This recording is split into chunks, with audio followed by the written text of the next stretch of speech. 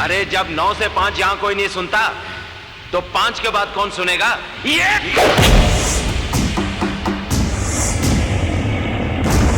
5 बजे के बाद देवा की अदालत शुरू होती है।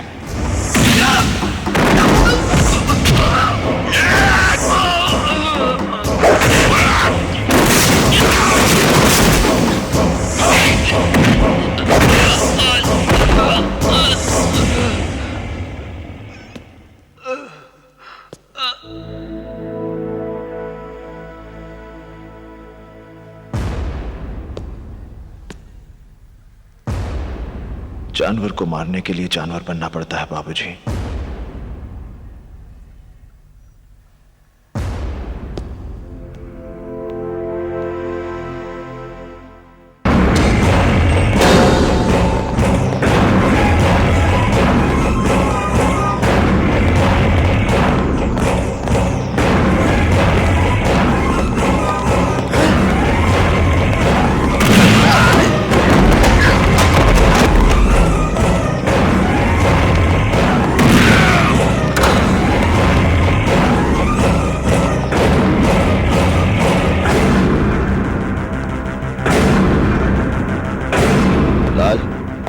तेरे साथ बात करनी है।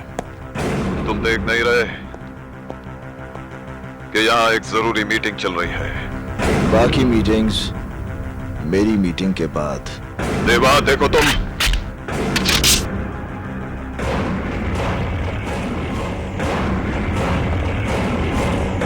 मैं तुझे मारने नहीं आया लाल। ये काम मुन्ना या मनी कोई भी कर सकता है। आखिर तुम चाहते क्या हो मुझसे? लाल सिंह, तूने अपनी गुंडागर्दी की बदौलत जमीनों पर नाजायज कब्जे करके बहुत बड़ी बड़ी इमारतें खड़ी कर दी। तेरी भूख इतनी बढ़ गई है कि अब तू स्कूल और शमशान जैसी जगहों को भी हड़प लेना चाहता है। ये कलीना वाले प्लॉट के पेपर्स हैं लाल सिंह।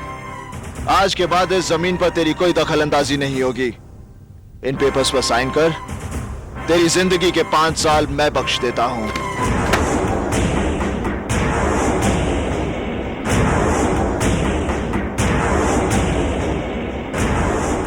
एक मामूली से प्लॉट के लिए 5 साल की जिंदगी घाटे का सौदा नहीं है लाल। ले साइन कर।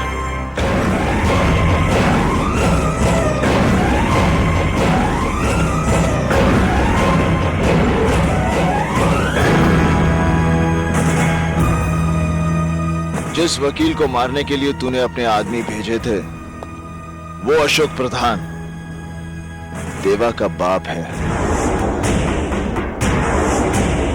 अगर दोबारा तूने ऐसी गलती की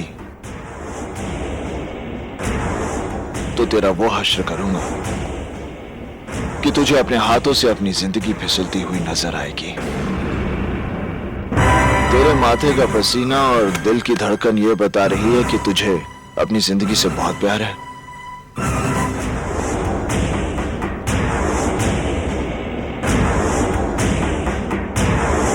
चिल्लाओ मत इंस्पेक्टर, ये देवा की अदालत है और मेरी अदालत में अपराधियों को ऊंचा बोलने की इजाजत नहीं।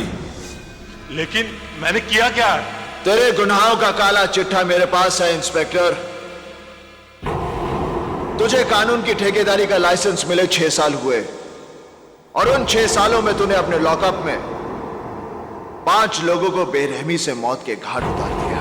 देखो देवा, मुझे यहां से जाने दो। नहीं कुलकर्णी, मैं तुझे यहां से जाने की इजाजत नहीं दे सकता।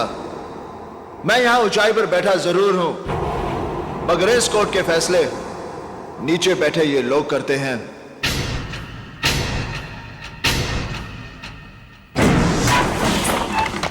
कुलकर्णी,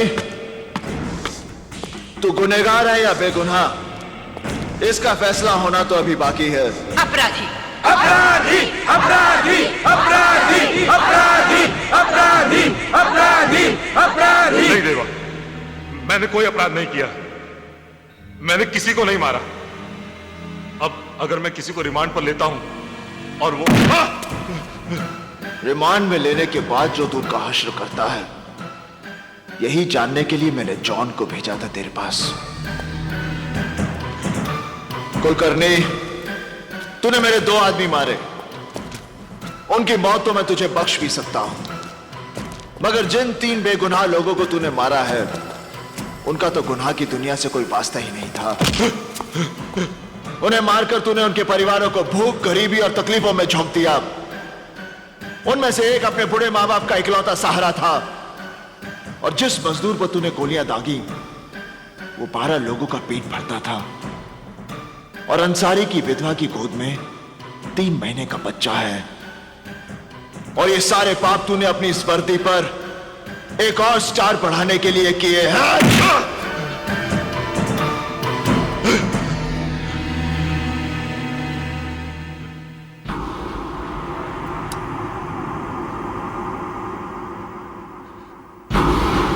नहीं देवा, नहीं देवा, तुम मुझे नहीं मार सकते।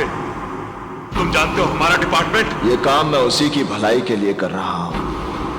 ये रिवॉल्वर सरकार ने तुझे बुराइयों को मिटाने के लिए दिया था। तूने इससे सिर्फ गुनाह किए हैं। नहीं देवा, ये रिवॉल्वर पहली बार कोई नेक काम करने जा रहा है।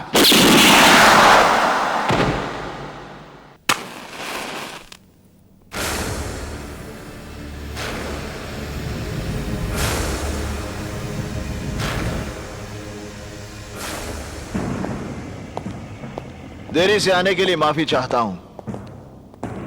वैसे मैं इस बात से हैरान हूं कि आप लोगों ने मुझे इस मीटिंग में क्यों बुलाया है।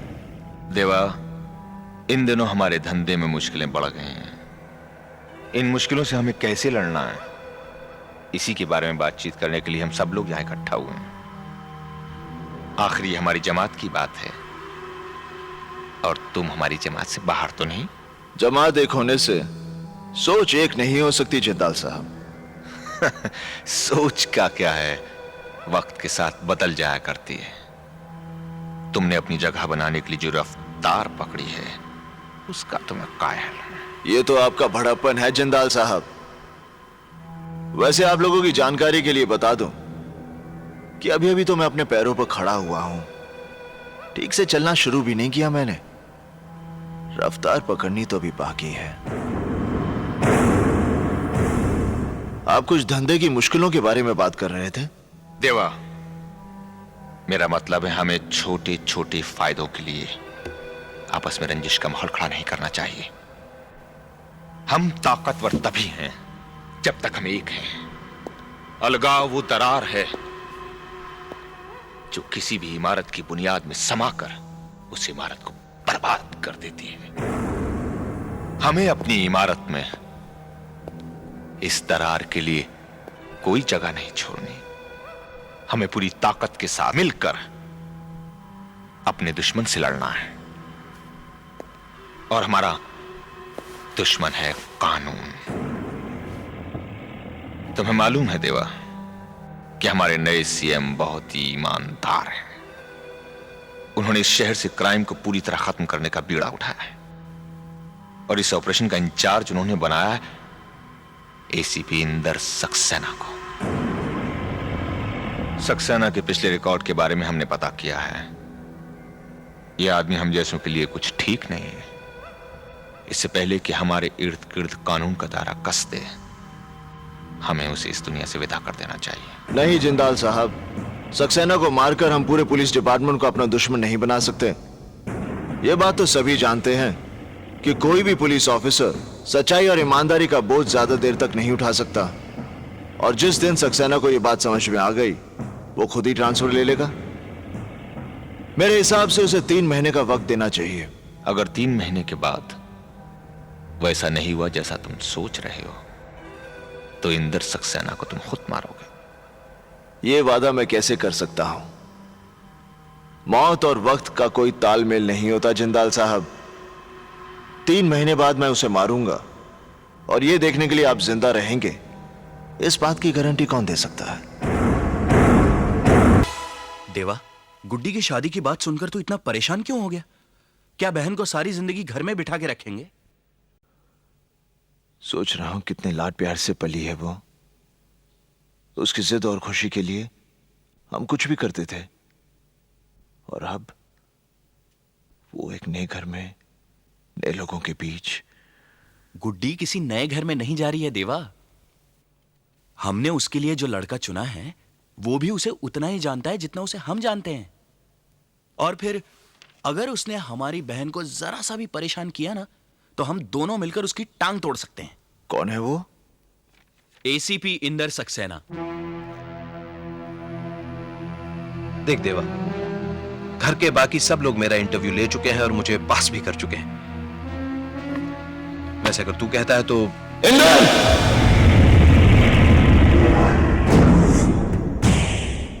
गुड्डी मेरी इकलौती बहन है। उसकी मुस्कुराहट के लिए मैं अपनी सारी खुशियां लुटा सकता हूं। उसके लिए मुझे एक नेक दिल, होनहार और काबिल लड़का चाहिए, और ये सारी खूबियां तेरे में है।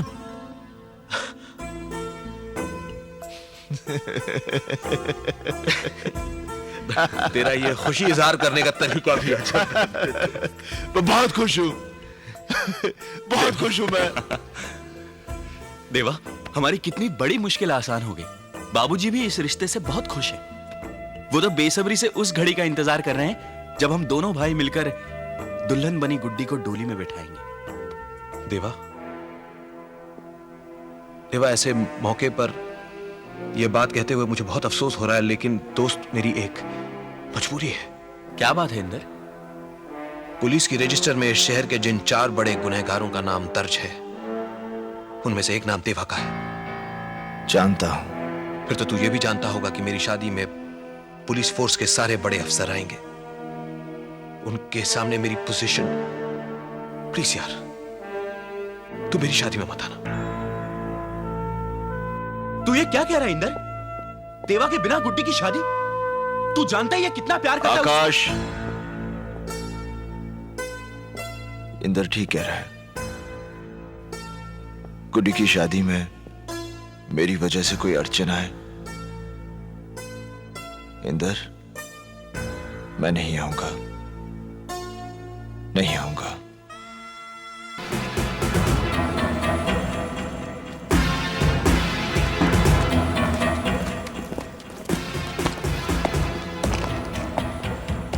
माँ? देवा, देवा, तू आ गया बेटा। हाँ माँ। देवा, देवा। हाँ माँ। देख, ये बस्ती वाले क्या कह रहे हैं? कह रहे हैं मैंने बच्चों को जहर दे दिया। मैं भला ऐसा कर सकती हूँ बेटा? नहीं माँ, नहीं। अरे, मैं तो उनका भूखा पेट भरने के लिए फैक्ट्री से दूध लाई थी। वो कैसे जहर बन गया? कहाँ है दूध माँ? देखिए यहीं कहीं पड़ा होगा। मलाड में चिंचोली फाटक के पास मिल्क फैक्ट्री में काम करती हूँ ना, वहीं से लाई थी। चिंचोली फाटक के पास? हाँ। चिंचोली फाटक के पास तो एक ही फैक्ट्री है, और वो तो जिंदाल की बंद पड़ी हुई फैक्ट्री है। ये दूध नहीं, ड्रग है।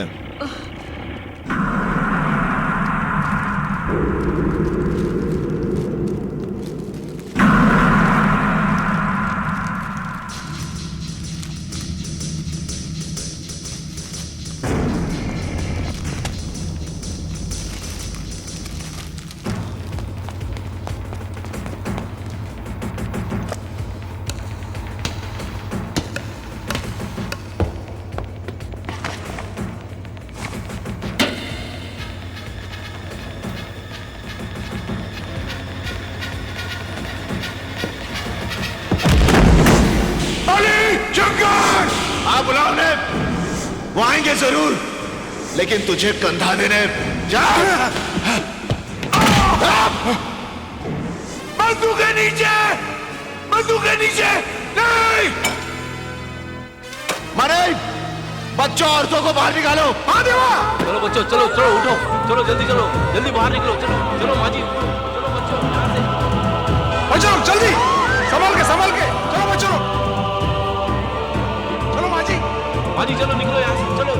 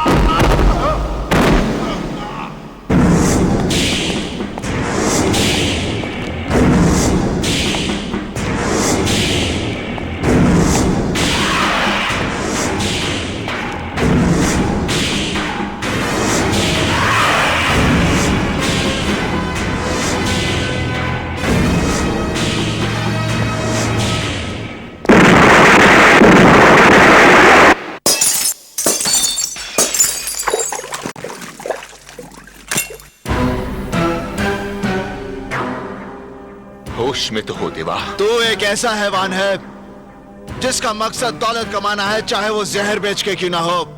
जिंदाल से ताकत आजमाइश की भूल मत करना, क्योंकि ऐसी भूल का मतलब है अपनी जिंदगी को दांव पर लगाना। लोगों को मौत के बाद चिता में रखा जाता है। अगर उन बच्चों को कुछ हुआ तो अपनी ही चिता में मौत का नजारा देखने वाला तू पहला शख्स होगा।